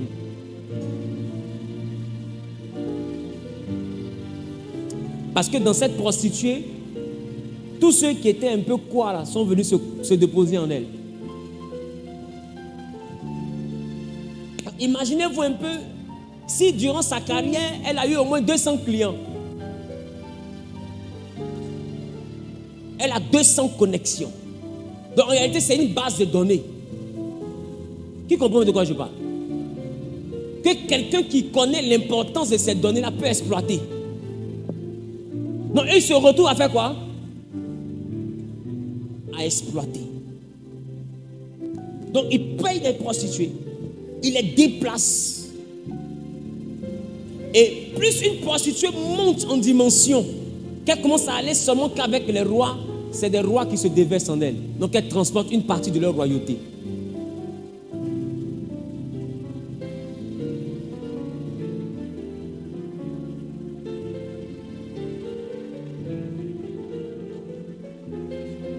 Je ne sais pas si quelqu'un veut que je continue. Donc quand tout le monde dépose, quand celui qui est spirituellement initié arrive, qui regarde, est-ce que lui voit une Djandjou? Lui voit quoi? Lui voit un trésor. Toi tu vois une prostituée. Toi tu vois une femme sale. Mais lui voit un trésor. Il voit quelque chose qui peut le faire shifter, qui peut le faire monter. Elle est bien plus qu'une femme ordinaire. Une femme ordinaire n'a que ce qu'elle a. Elle a ce qu'elle a, plus que tout le monde a.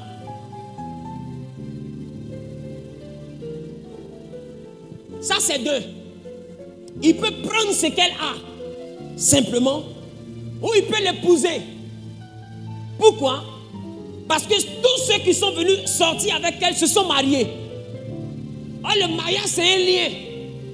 Oh, toi, tu as pris la prostituée que pour 20 minutes.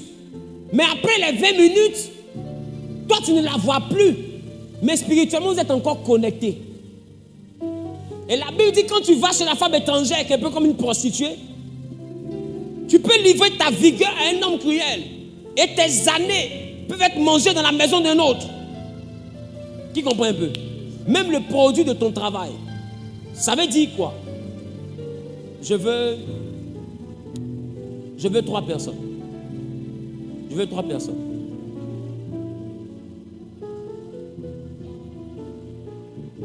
Voici la femme en question. Cette femme-là, elle est allée avec les deux. Mettez-vous comme ça. Elle est allée avec les deux. Donc les deux ont posé en elle. Ils ont eu une intimité avec elle. Donc ils sont comme vis-à-vis d'elle. Ils sont connectés à elle. C'est ça? Lui, il vient, il remarque qu'il y a un trésor. Le trésor des deux se retrouve ici. Mais en dehors du trésor des deux, il remarque que en réalité, à chaque fois qu'elle a un rapport, il y a un tuyau. Il y a un passage secret entre elle et chacun de ses clients.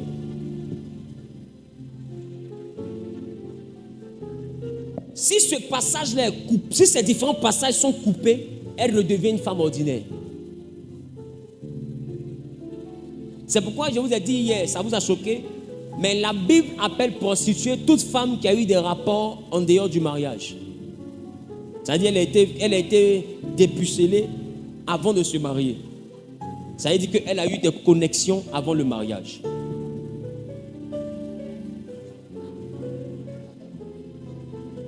Donc il faut faire très attention. Quand tu regardes tes caméras, tu dis voici les Djandjou là.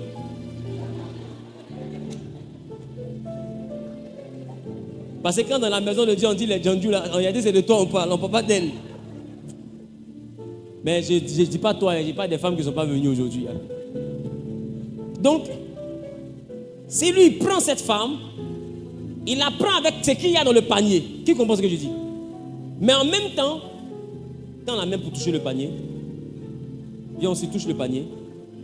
En même temps qu'il prend la femme qu'il a mariée avec le panier, en même temps qu'il a le panier, en même temps qu'il a les bras de tous ceux qui sont connectés au panier. Donc dans ces incantations, il peut passer par cette femme pour aspirer cela. Voilà comment eux ils ont fini de peindre une prostituée. Eux ils partent, mais à cause de la connexion, un homme cruel, par des invocations, peut prendre cette collectionneuse d'étoiles et aller encore fouiller dans la vie de ceux qu'elle a connus, même s'ils sont 1000. Comprenez maintenant pourquoi il marie des prostituées.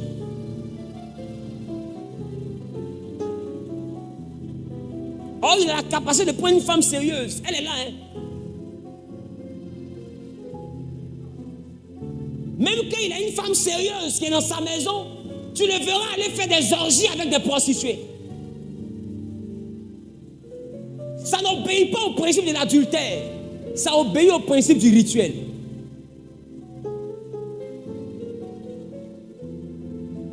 dans ces actes-là, ce sont les repéros qui sont les plus gawa. Parce qu'eux, ils viennent payer tout le monde en maillot. Qui comprend plus quoi parler? Oh, lui, il est venu au culte. Lui, il est venu faire son culte. Il est venu pour faire ses incantations. Il est venu pour se connecter à de nouvelles sources qu'il va exploiter après. Qui comprend de quoi je parle? Donc, pendant que vous faites du plaisir, lui fait du mysticisme. Parce que c'est une collectionneuse d'étoiles. Je parle? Est-ce que je parle à quelqu'un?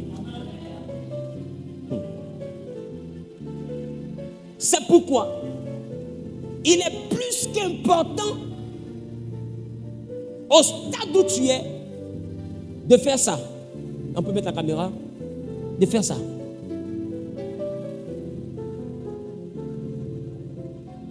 Quand tu fais ça, lui, qu'est-ce qui reste dans sa main? C'est que la femme. Est-ce qu'il y a encore les connexions? Elle redevient ordinaire. Ça ne fait pas attention. Quelqu'un a dit, il ne peut pas même. Il ne peut pas la laisser. Il va la laisser. Parce qu'elle n'a plus rien à lui donner. Et c'est les gens, vous avez l'impression qu'ils sont insatiables. En fait, ils ne sont pas insatiables. C'est des collectionneurs. Qui comprend de quoi je parle? Ils sont pas à la chasse, ils ne sont pas en train de chercher des femmes. Ils cherchent des grâces. Est-ce que je parle à quelqu'un? Est-ce que quelqu'un peut prendre sa bouteille d'huile? Je veux prophétiser.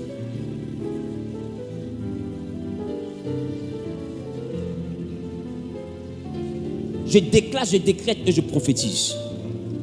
Pendant que tu prends de cette huile, que tu la mets dans les mains et légèrement sur la face, que l'Éternel te déconnecte de toute collectionneuse d'étoiles que tu as rencontrées dans ta vie. Que Dieu te déconnecte de ces personnes. Celui qui dit Amen bien.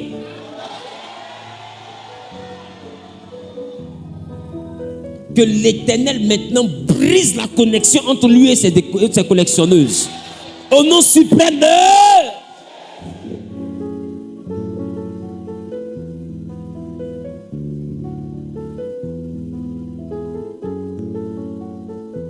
Assieds-toi dans la présence de Dieu. Donc là, nous venons de parler de la prostituée. Voici une autre forme de collectionneuse, mais qui n'est pas aussi informée qu'elle peut être une collectionneuse. Ou bien un collectionneur qui n'est pas informé qu'il est collectionneur. Je vous explique. Tout à l'heure, quand on a lu, la Bible dit le mari n'a pas autorité sur son corps, c'est ça? Mais c'est la femme qui a autorité sur son corps et vice versa. C'est ça? Si quelqu'un est d'accord, il fait ça. C'est ça? Deuxième mode de collection. Les personnes qui sont habitées par des esprits.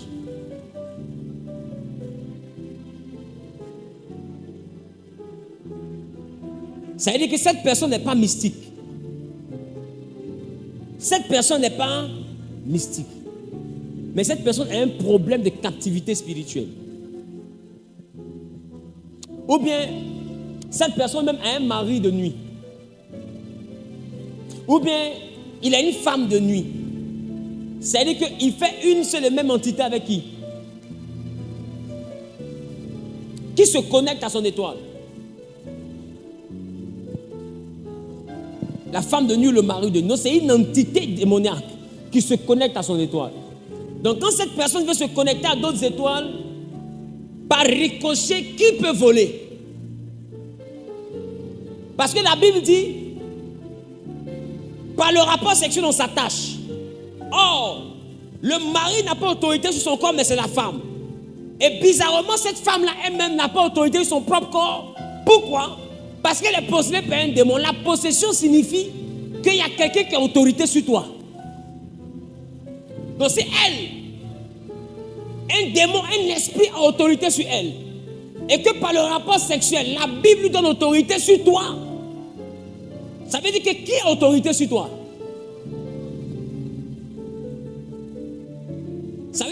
entité qui la domine, elle, c'est la même entité qui te domine parce que son droit de domination à elle l'a vendu à cette entité par procuration.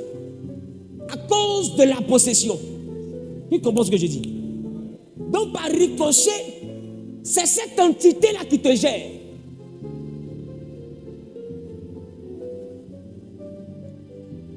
Voilà comment d'autres peuvent se retrouver en train d'être vampirisés par une innocente qui elle-même ne sait pas qu'elle est utilisée par un esprit pour faire ça.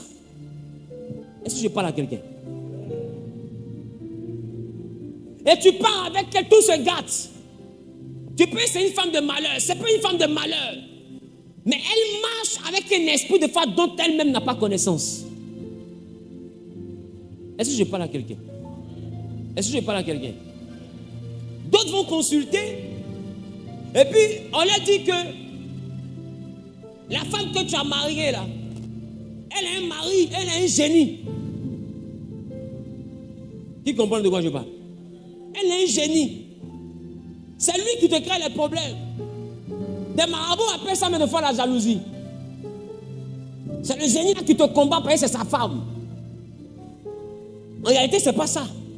Il te vole parce que c'est sa femme. Donc, c'est le génie qui devient ton homme cruel. Dans le premier cas de figure, c'était un mystique. Dans le deuxième cas de figure, c'est un esprit. Voilà pourquoi Satan cherche à prendre possession des corps. Il ne cherche pas à prendre possession des corps parce qu'il aime d'aller au plateau. Il prend possession des corps parce qu'il sait que par le mariage d'intimité, ton corps aura autorité sur l'âme de quelqu'un d'autre. Donc par toi, il aura accès à quelqu'un. Donc quand il t'envoie, non seulement il te possède, mais il t'envoie à ne pas craindre Dieu. Donc tu deviens un instrument entre ses mains pour collecter des étoiles. Tu comprends ce que je dis? Donc sans le vouloir, tu es un agent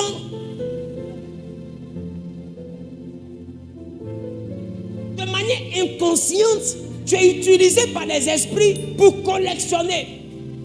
Et cet esprit-là, qu'est-ce qu'il fait? Il t'envoie dans une forme de débauche. Dès que tu vois une fille, tu as envie d'elle. Tu ne comprends pas pourquoi. Parce qu'il y a quelque chose en elle. Donc il veut juste t'envoyer à la connaître. Et tu la dragues jusqu'à dès qu'elle te donne l'aide, tu n'as plus envie d'elle. Tu as envie d'une nouvelle fille. Tu la laisses. Tu as envie d'une nouvelle fille. Tu prends une encore. Tu la dragues jusqu'à... Toi-même, tu es convaincu que tu l'aimes. Tu commences à sortir une fois, deux fois, trois fois. Elle te dit plus rien. C'est une autre maintenant qui a gros bochon qui te veut. Maintenant, après son compte, tu as fini gros bochon. C'est une autre qui est skinny que tu veux. En réalité, quand tu te demandes, mais lui, il ne sait pas ce qu'il veut. C'est pas qu'il ne sait pas ce qu'il veut. Il est téléguidé par quelque chose. Donc, du coup, les femmes que lui dit il veut là, pour lui, c'est lui qui les veut. C'est pas lui qui les veut. C'est un esprit qui l'envoie à les vouloir. Et cet esprit passe par lui, son corps, pour se connecter à leur corps, à leur âme et à leur prospérité. Je vous ai dit qu'aucun démon ne peut agir dans la vie d'un homme sans passer par un homme. Donc ils sont obligés de passer par quelqu'un pour atteindre quelqu'un.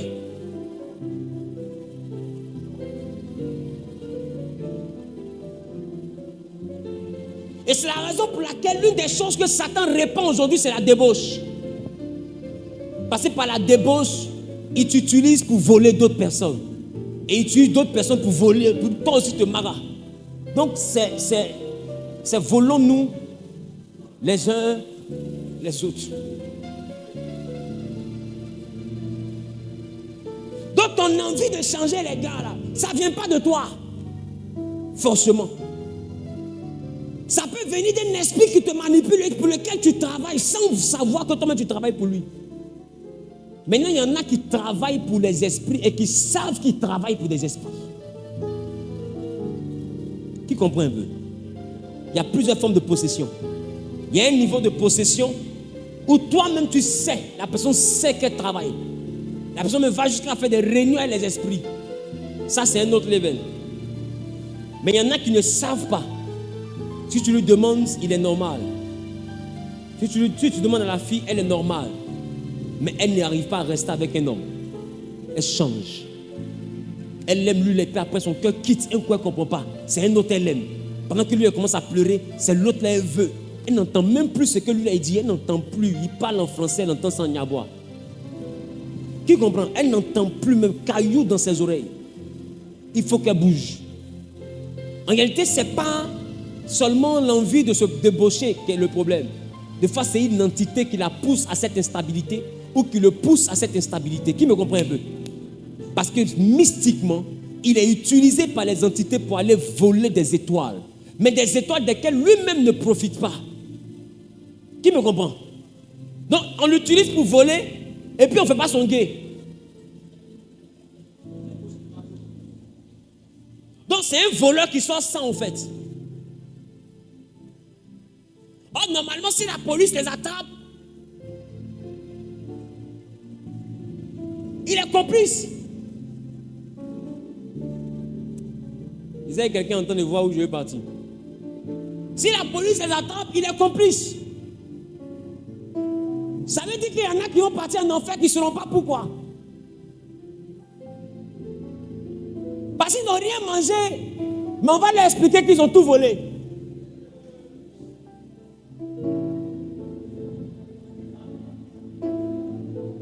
Qui comprend ce qu'il vient de dire? Mais si tu n'as pas mangé, qui a mangé? Et tu vas comprendre que sur toi, ta ligne, là, des transactions de milliards sont passées. Au fait, les démons sont en train de vous brouiller. Des transactions de milliards sont passées, mais toi, tu n'as pas bouffé millions. Tout ce que toi, tu as bouffé, c'est tout. Et te voici, tu ne sais pas qu'est-ce qui te prend, tu bois à côté. Une gosse sort, tu écris à une autre, tu es où? Coucou bébé. Tu penses que c'est parce que tu as envie de sortir les femmes. En tant que tu es au travail, tu es exploité par une entité que toi-même tu ne connais pas. Donc on te met dans une forme d'esclavage. À peine tu sors avec un homme, tu as envie encore d'un autre homme. À peine tu finis avec une femme, tu as envie d'une autre femme. Tu penses que tu es un homme viril. Même ta virilité te lâche, mais tu ne laisses pas le travail. Tu prends quidon gros, tu prends cola, tu lapes piment, tu bois gingembre. Tu veux te tuer.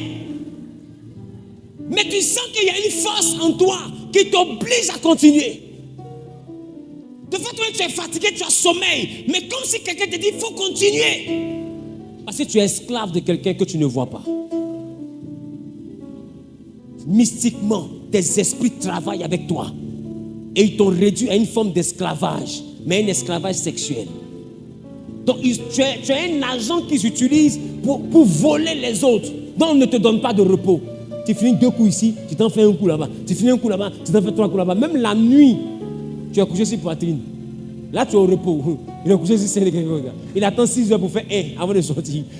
Mon ami, sans t'as demandé à tu es gros, sans t'as posé question, c'est pas que tu es gros. Ça n'a rien à voir avec ça. Je parle à quelqu'un. Tu es le champion de un coup chap-chap. Toi-même, tu es femme là, tu as fini les un coup chap-chap derrière la porte, derrière vide, à côté du ventilateur, derrière le mur, à côté de manguier là, derrière le chien. Même j'ai fait wow, tu ne cours pas. On peut faire ça.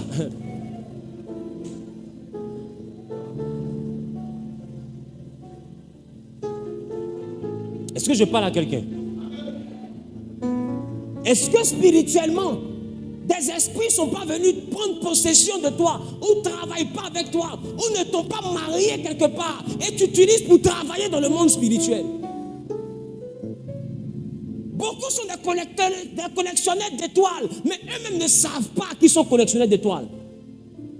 Mais par ta débauche, tu travailles, mais tu fais un travail sans salaire. Qui comprend de quoi je parle? Quand dit l'ennemi ne veut que pour voler. L'ennemi, c'est de qui on parle? C'est Satan, non? Maintenant, ma question. Satan va voler quoi? Portable. Quoi? Télévision. Ta voiture France au revoir. Il va voler quoi? Il y a quoi chez toi et puis Satan vient toujours et puis veut te poursuivre? En réalité, là, tu as quoi? Il y a quoi dans ta maison? Même va dans ton compte bancaire, même loupe, tu ne vas pas avoir milliard. Même loupe pour regarder ton argent, ça ne va pas devenir milliard. Tu as quoi? Ce qu'on appelle riche, ce n'est pas dans cette salle. Si c'est dans cette salle, c'est que tu t'es vraiment bien caché. Sinon, ce n'est pas ici.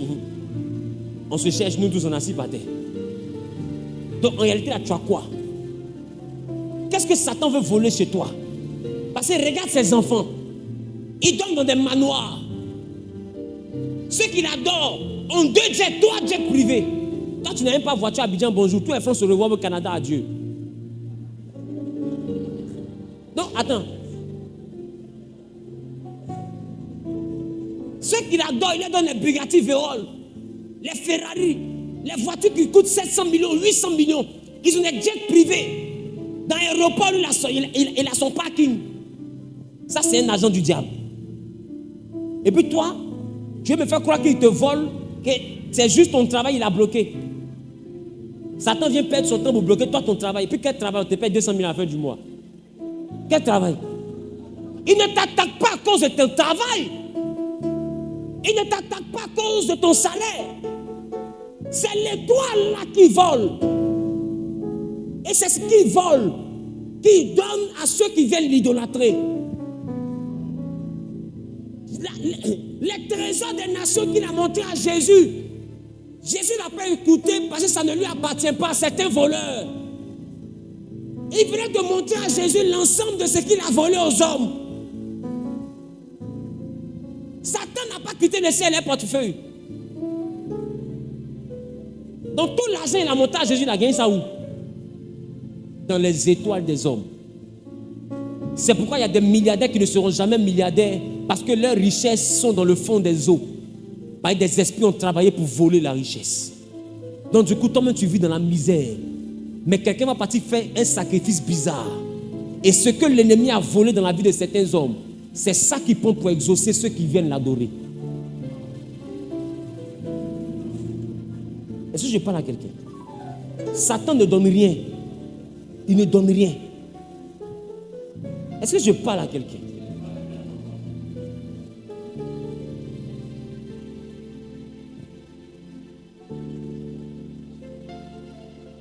Des sacrifices humains, pourquoi? Parce que c'est une vie contre une gloire. C'est une vie contre une gloire. Mais la gloire que tu reçois était dans la vie de qui? Était dans la vie du sacrifice. Tu deviens riche, tes enfants sont c'est une vie contre une gloire. Cet enfant, papa, il peut devenir quelqu'un encore. Sa destinée est sacrifiée. Pourquoi? Pour que toi tu aies des immeubles. C'est comme ça, les gars. Ma question, est-ce que tu n'es pas un collectionneur sans salaire?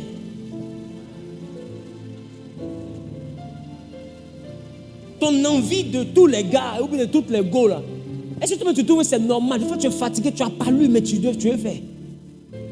Tu te penses que c'est bizarre? Non, devant Dieu, qui trouve que c'est bizarre? Il y en a là, si tu leur demandes, c'est Mère Teresa. Elle ne va pas laisser sa main ici, elle va déjà. Elle va tuer, c'est la mère spirituelle, tous ceux qui ont levé le main. Amen. Qui trouve que c'est bizarre? Les gars, c'est bizarre.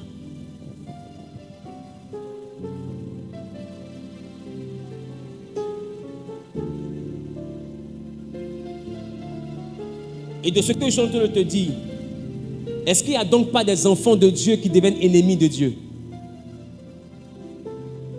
Peut-être tu es dans l'église, mais en même temps que tu es assis dans l'église, il y a un esprit qui travaille avec toi pour voler les étoiles. Or dans l'église, chaque enfant de Dieu a son étoile. Toi tu arrives dans l'église, tu as 8 fiancés. Tu penses que peut-être tu es une femme. Or tu es un collectionneur d'étoiles. Qui comprend de quoi je parle? Et l'ennemi t'utilise pour appauvrir des sœurs. Et toi seul, l'ennemi t'utilise pour voler des frères. Le frère il est assis tranquille, il a sa prophétie. Tu as envie de venir à l'église, tu viens à l'église, tu as envie de sortir, tout le monde en cachette. Toi, mais tu ne sais pas pourquoi. Tu viens à l'église, tu as dit louer le Seigneur. Tu es comme ça. Allez partout publier la victoire de Jésus. Partout publier la victoire de Jésus. Partout publier la victoire de Jésus. Allez partout. Tu ne sais pas pourquoi tu fais ça. Hein? Toi-même tu ne sais pas. Si on te demande, tu ne sais pas. Pourquoi église tu es venu à devenir coin de séduction là? Si on te pose la question, toi-même tu ne sais pas. Tu ne sais pas pourquoi ton comportement est devenu comme ça. Oh, il y a un esprit qui travaille avec toi. C'est lui qui t'a envoyé. Parce qu'il va t'utiliser pour voler d'autres personnes. Ne vous y trompez pas. Le monde spirituel est bien plus profond que ce que vous voyez. Donc vous voyez que les agents de l'ennemi ne sont pas seulement que les sorciers qui s'envolent. Il y a d'autres que Satan utilise même dans la sexualité pour travailler. Je déclare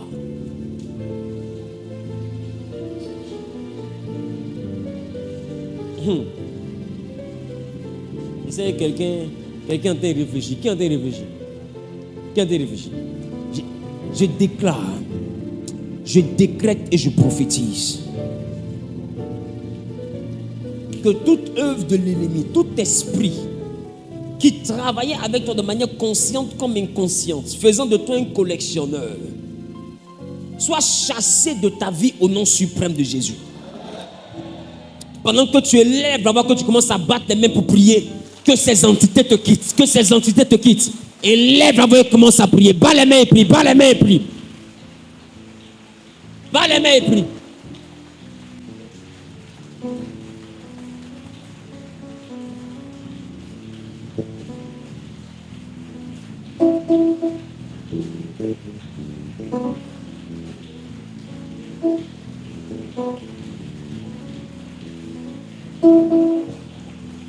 Bas les mains et prie, bas les mains et prie, bas les mains et prie, bas les mains et prie. Bas les mains et prie, bas les mains et prie. Les katala brakete les brokatala baba baba baba baba baba. Et les brocha katala brakete les bo. Parle à Dieu, parle à Dieu, parle à Dieu, parle à Dieu. Que toute entité qui spirituellement travaillait avec toi t'envoyait dans une forme d'instabilité sentimentale. Parce que dans le monde spirituel, travaillant avec toi pour collectionner des étoiles, que ces entités soient chassées de ta vie. Soient chassées de ta vie. Soient chassées de ta vie. Soient chassées de ta vie. Soient chassées de ta vie. Au nom de Jésus-Christ. Et lève avant et commence à parler à Dieu. Les katalabra et les beaux. Les maman.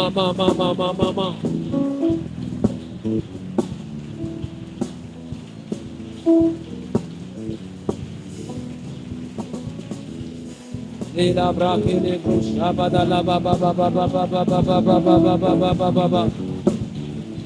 Les beaux shabadala baba baba. Les katalabra et les beaux shabadala baba. Les katalabra baba baba baba baba.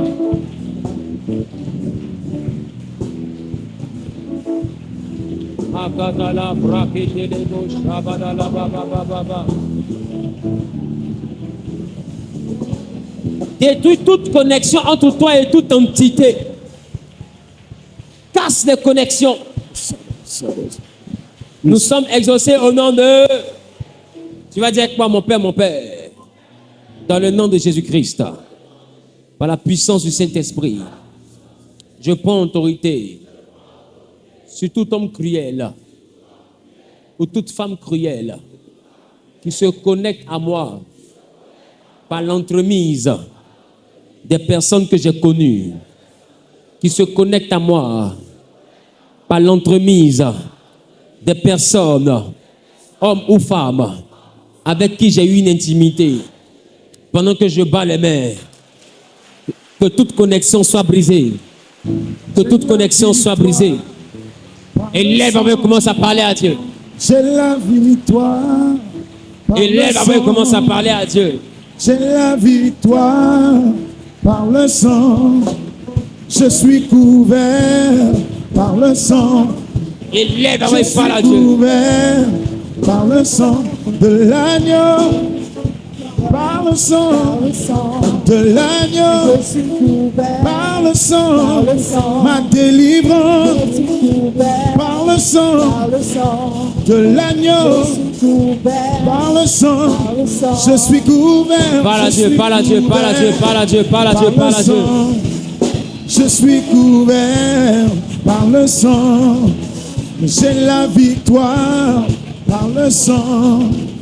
J'ai la victoire par le sang.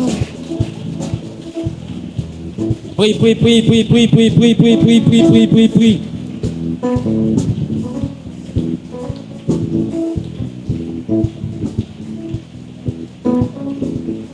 Que tout homme cruel, toute femme cruelle qui se connecte à toi par l'entremise des personnes que tu as connues en intimité, que les connexions soient brisées, que les connexions soient brisées, que les connexions soient brisées, que les connexions soient brisées, que les connexions soient brisées, au nom suprême de Jésus. Ma délivrance. Élève-moi, parle à Dieu, élève-moi, parle à Dieu. Par le sang de l'agneau. Je suis couvert par le sang. Je suis couvert par le sang. Je suis couvert par le sang. Abonnez-vous pour la troisième partie.